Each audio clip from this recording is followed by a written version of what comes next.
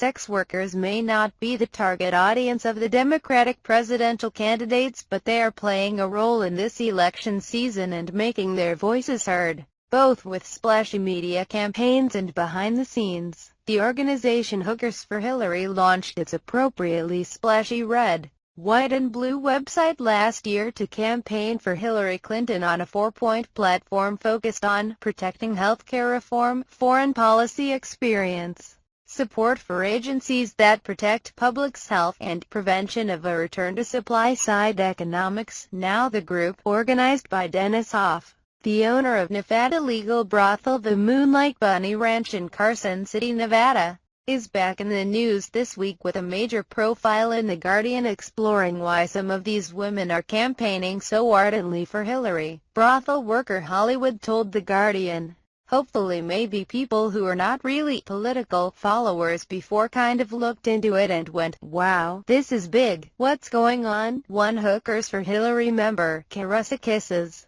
told the Huffington Post, "If you tell me you're caucusing or voting for Hillary, I will give you a free lunch or 30 extra minutes to use however you like." However, other sex workers were skeptical of their motives, finding them self-serving rather than truly dedicated to social change. Anna Saini, an advisory board member of Best Practices Policy Project, which works to protect the rights of people who engage in commercial sex, said that Hookers for Hillary in no way speaks for the sex work community. She told Salon that the group sounds like a mouthpiece for the ranch owner, Dennis Hof, who would support Clinton's campaign since a Sanders presidency has the potential to lift up his employees into a position where he would no longer be empowered to exploit their labor by taking approximately half of their earnings. Saini went so far as to argue, "I'm certain Hillary Clinton has driven more people into the sex industry than any pimp or trafficker." The policies that Clinton proactively supported, pushing people out of public housing,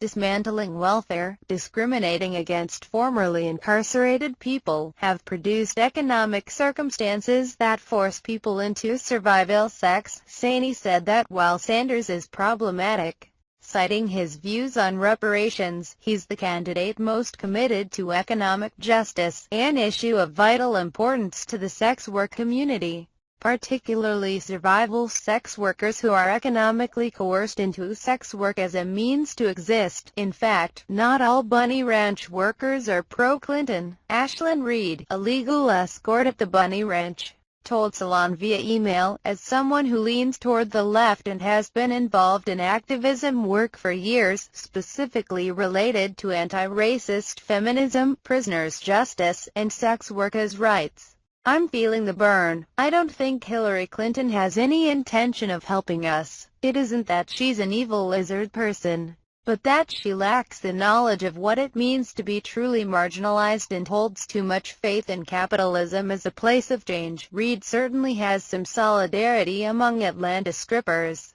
who rapper Killer Mike tweeted last month were also supporting Sanders. Reed articulated her reasons for supporting the Vermont senator. "Bernie Sanders hasn't spoken on sex workers' rights as far as I know, and he may never. I do know, however, that he doesn't refer to deviants, people of color, as super predators, and his plans for accessible college education are more promising in serving as an anti-trafficking measure than the surveillance and criminalization of sex workers, who have reported police raids to do more harm than good. If you want to end trafficking, you need to end room for capitalist exploitation, a gendered and racialized phenomenon.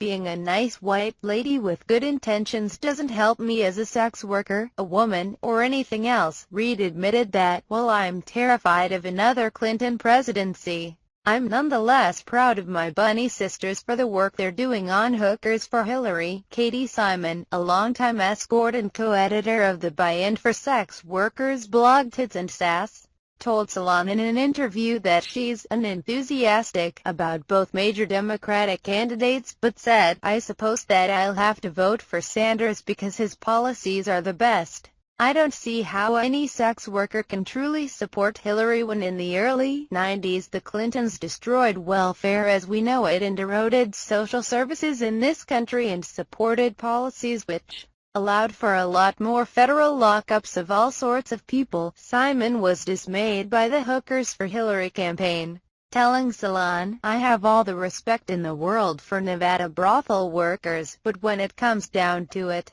they represent a very privileged section of the industry, so I think it's easier for them to ignore the fact that Hillary doesn't speak for the marginalized and in fact has actually worked against them throughout her career. As for why there aren't more sex worker rights organizations endorsing candidates, several sources offered reasons why sex workers might be more focused on local rather than national politics. According to Simon, it's largely because the oppression of sex workers in terms of the criminalization of prostitution happens on a state level. Where sex workers should be most politically invested is in local and state campaigns, and that's where I think most of our activism rightly is.